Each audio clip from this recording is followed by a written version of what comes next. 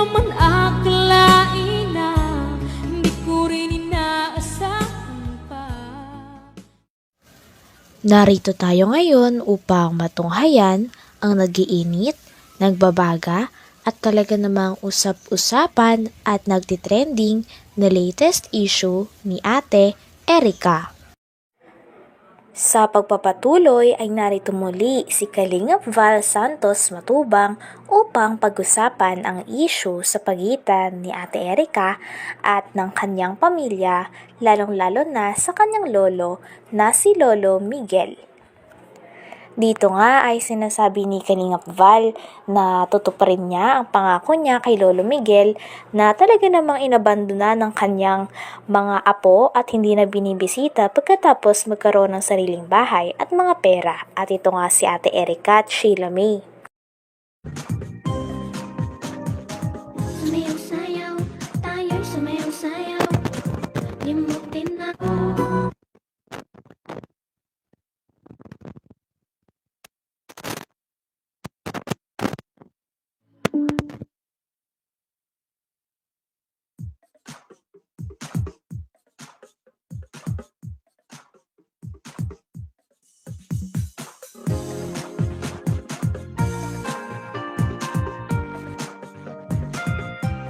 Gandang gabi po sa ating lahat mga kalingap. Good evening. Sumayaw-sayaw, tayo'y sumayaw-sayaw, limutin na ang mga Maulan na gabi sa ating lahat. satugtugin. Tayo Oras natin sa buong Pilipinas, alas 8:08 na po ng gabi. ang iyong katawan ay ikalaw. Araw po ng Huwebes, August 1, 2024. Pagkat ang Team Kalingap ay narito na. Team Kalingap ay maaasahan. Team Shout out po kay Lolo Migs, tan. kay Lolo Miguel po sapagkat Hirap ay maaasahan. ongoing na po ang pinapagawa nating bahay. Yeah, yeah. Masaya yung matanda po na ating pong natabangan sa ating pong programa. Yung isang matanda po itinakwil. Team Kalingap, Hindi na po pinapansin ng mga apo. Kawawang Lolo Miguel. Kalingap. Samantalang yung kanya mga apo po doon lumaki, Kalingap. doon nagkaisip. At huwag nang mapangalaw. Pero bakit po nagkaganoon? Ay parang iniwan at itinakwil yung kanilang mabait Huwag kang na Lolo Miguel. ang mga kamay ay ikaw ay Ewan ko ba po ba't may mga klaseng taong ganyan, no? galaw. Huwag nang malungkot. Ang lapit-lapit po nung bahay po nila, hindi man lamang makuwang pasyalan at kumustahin. Tila sobrang sakit nga nito kay Lolo Miguel dahil pagkatapos niyang arugain, palakihin, bihisan, pakainin at pag-aralin sila Ate Erica at ang kanyang kapatid na si Sheila May ay basta-basta na lamang daw sila nitong kinalimutan nung nagkaroon na sila ng sariling pera at sariling bahay galing sa mga sponsors. Nila, hindi man lamang makuwang pasyalan at kumustahin. Lola, kumusta na kayo Lola? Lolo, kumusta na kayo dito Lolo? Hindi man lamang makuwang ganunin yung kanilang lolong nagpalaki sa kanila.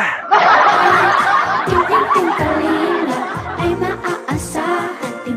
Team Tuloy yung matanda po mga kalingap ay iguaning sama ng loob doon sa magkapatid. mahirap ay Silang nagpalaki, nag-aruga, hindi man lamang makuwang pasyalan sa bahay po nila. Team Kalingap. Kung hindi po natin natulungan itong mga senior na ito po, mga kalingap, talagang kawawang maray. Mabuti iguaning Val Santos Matubang na siyang nakakita po sa sitwasyon nila Lolo Miguel. At yan nun, tinulungan nating mapabahayan. Aha. Kawawa ay. Hindi mo lamang madalaw para kumustahin yung lolo nila. Lo, kumusta na kayo? Kumain na ba kayo? Kumusta si Lula? Kumain na ba kayo? Wala man lamang po mga kalingap. Wawa, yung matanda.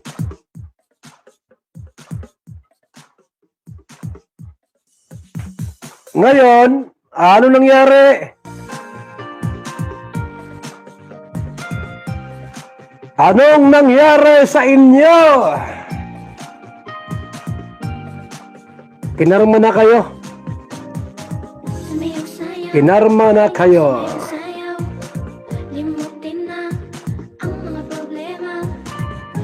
Kung ako sa inyo, huwag patigasin ang puso. Huwag patigasin ang puso. Puntahan yung dalawang matanda at humingi ng tawad. Talagang sa pagkakakwento nga ni Kalingap Val na ang pulo talaga ng pag-aaway ng buong pamilya ay dahil talaga sa pera. Ito ay dahil magkaroon nga si Ate Erica ng pera galing sa mga sponsors at baka gusto na niyang mamuhay kasama ang kanyang ate lamang. Ngunit kinasama nga ito ng loob ni Lolo Miguel dahil bilang tao na nagpalaki at nag-aruga sa kanila, masakit para kay Lolo Miguel na basta-basta na lamang siyang kinakalimutan nila Ate Erica. Ang puso. Puntahan yung dalawang matanda at humingi ng tawad. Puntahan yung matanda at humingi ng tawad. Lolo Migs, sorry po at nakalimutan kita. Lolo Migs, Lola, pasensya na po at ako'y nasilaw sa kwarta. Ganun. Magkaroon po ng humble heart. Yung tinatawag na pagpapakumbaba doon sa inyong mga lolo at lola. Ayan, naghihintay sila sa inyo. Although na yung matanda po ay talagang masama ang loob. Sabi nga ni sa akin, di ko sila kayang patawarin. Pero pag nandun na kayo, pinuntahan nyo, posibleng hindi. Kasi unang-una po, diyan kayo lumaki sa inyong mga lolo at lola. Ay ilang buwan na. Mahigit ng 3 buwan, hindi nyo dinalaw yung inyong lolo at lola. Puntahan nyo na po. Erica at May. Ito po mga kalingap, ako yung nag-observe lang kasi almost na ito, magto 2 weeks na po yung bangayan nila. So, fan page ng lovers. Mga group chat na nakarating sa atin, kuning mga konting mura-murahan, anong nangyari baga? Ba't kayo nagkagayaan? Lumalabas din po ang mga baho. Dati, pinagtatanggol nyo. Dinitipahan ninyo at hinahangaan ninyo itong magkapatid na ito. Ngayon, ano na?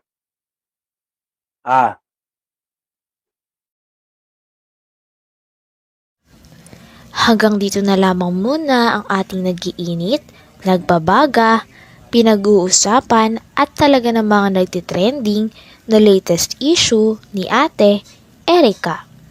Maraming salamat sa inyong panunood. Hanggang sa muli. Bye!